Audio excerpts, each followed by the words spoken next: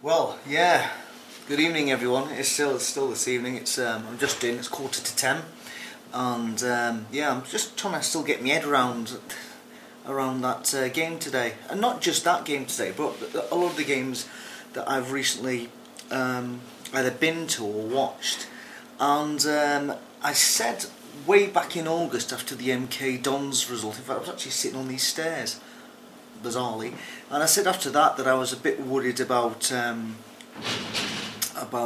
the manager, his formations, his tactics, his substitutions, and some of his purchases made. And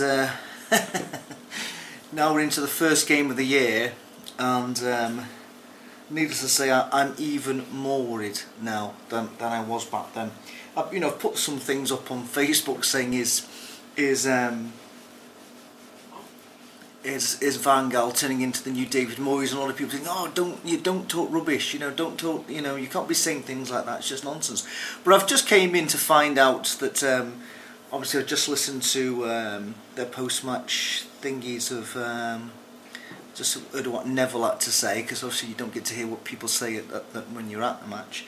And bizarrely, we've got the same amount of points this time.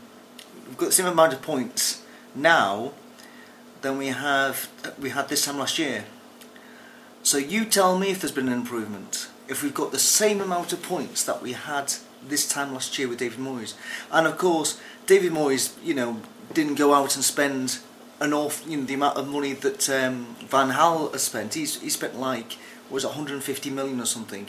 We've got the same amount of points, and a lot of people were saying about there were new lows with Moyes last year. Teams come to Old Trafford who've never beaten us before. Well, I think this is the first time Southampton has beaten us at Old Trafford. I may be wrong, and also Swansea came to Old Trafford and beat us, and I don't think they've happened before. So we've achieved some new lows with our current manager, despite his philosophy. And if you look back at our recent results as well, I was at the Villa game and we were really poor. Aston Villa, I think they scored like 11 goals all season. It was something really stupid. Well, they scored against us, obviously, because that was just a gimme. So they scored against us, and of course we were lucky to get a draw out of that game. And then Spurs 0-0, terrible game. Luckily I never went down to that one. Stoke, New Year's Day, luckily I wasn't that one. Another terrible game, 1 each in that game. Lucky to get a draw out that one as well. Yeovil, who were playing a team 64 place below us, luckily again I wasn't at that game. And if Yeovil had a centre forward, they would have won that game. But they didn't have a centre forward, so they had a donkey playing up front for them. He could have scored 2, and I don't think we were coming back from 2, and eventually fitness told in the end. So that's just our recent results. And I looked at the game today. There was different things. We thought Falcao was injured, then we heard he isn't injured, he's just being rested, and the manager's confirmed he's been rested. Why wasn't he playing? All of a sudden you get Van Persie injured, and who'd you bring on? Herrera. Bizarre. Is some of his substitutions, like I discussed about the one at Villa that time. Why did he wanted to bring on Di Maria? Actually, Young was playing good on the left, so what did he take? What did he do? He took a Falcao, he put Ashley Young on the right, he couldn't put in a decent cross to save his life, Di Maria on the left, and that was it. All of a sudden the opportunity to score was gone. Again, when he took Falcao off the last game, he would like point the finger at me saying, "What, me?" He couldn't believe it himself because he was enjoying, he was giving 100%. Bizarre substitutions. And, so I'm really struggling with this manager at the moment. I'm really struggling to see his philosophy. Because there's two things in football. You can either play a pretty attractive attacking football, right? And at the end of the day, you may not win every game, but you walk out of the stadium and say, "We never won today, but by hell, we played well. It was a great game to watch, and we were so far attacking up. Unfortunately, we might have lost something out the back or whatever." Or you've got other teams who will just grind out results where the football isn't attractive and not pretty. A bit like probably a team that qualifies. That's probably 1-0 to the Arsenal. They just did that loads of times, and it isn't. But it gets you results and does win you trophies. But we don't have either. We're not grinding out results, we've been lucky to win games. We went down to the Emirates and I was at that game, and we were you know, we won 2-0, but flipping it was also playing the attractive attacking football. Unfortunately, they lost. You know, we just had any chances, and luckily we won 2-0. Could have been 3-0, but we were getting absolutely battered. There's hardly any games this whole of this season that we've played that we've come and said, well, that's convincing. Maybe Newcastle on Boxing Day, and probably Liverpool, but Liverpool have their chances as well.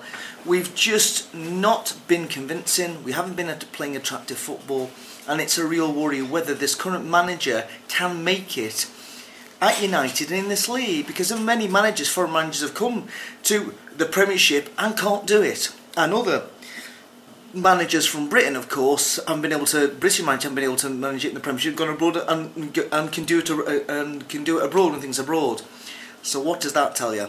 I don't really know. But anyway, it's really concerning. It's worrying. Will Van Gaal turn into the Dutch version of David Moyes? I don't really know. But the thing is, as we know, David Moyes didn't spend that money that he has, and we know what happened.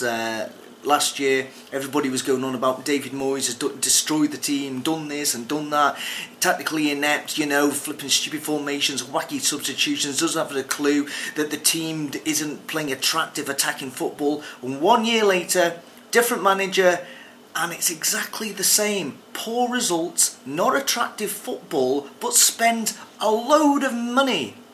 And players who don't even seem to, again, it's the same. It's like players, it's like the meeting other players, it's like they're playing with each other for the first time. It shouldn't be that way. It should be when you practice, when you do your training, that you already know that certain player is already running into a certain position. You know, before you've got the ball, you're already anticipating where that player's going to be.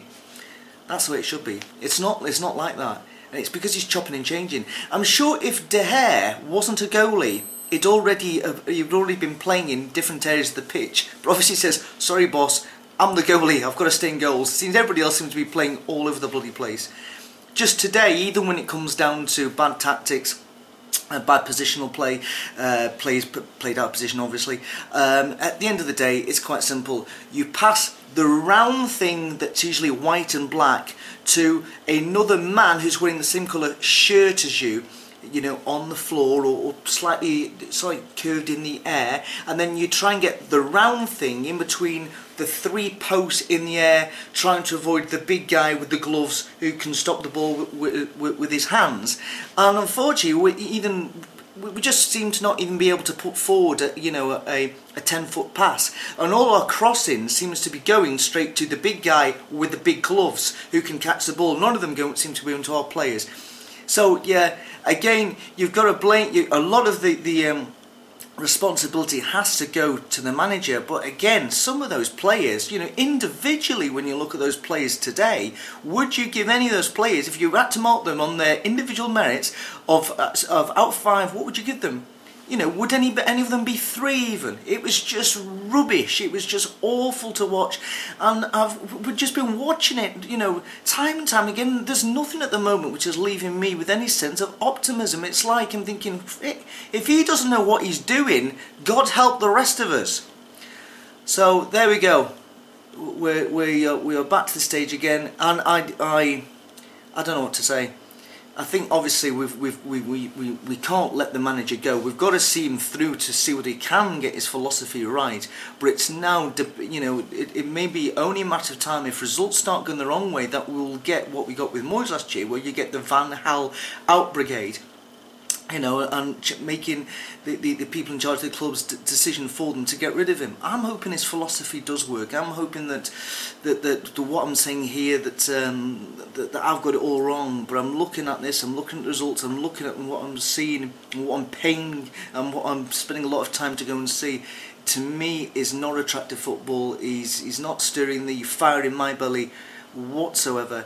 And I just think we've just got to see this through anyway to the end of the season, and just see where we are. I think ultimately, this is my personal position, if we are not in the Champions League, if we don't reach in the top 4th finish by the end of the season, the manager's got to go. And I think he should go if he can't get us in the top 4. Anyway, I'm now having a drink, and cheers to the rest of the season. See you at the next match. Okay. Bye.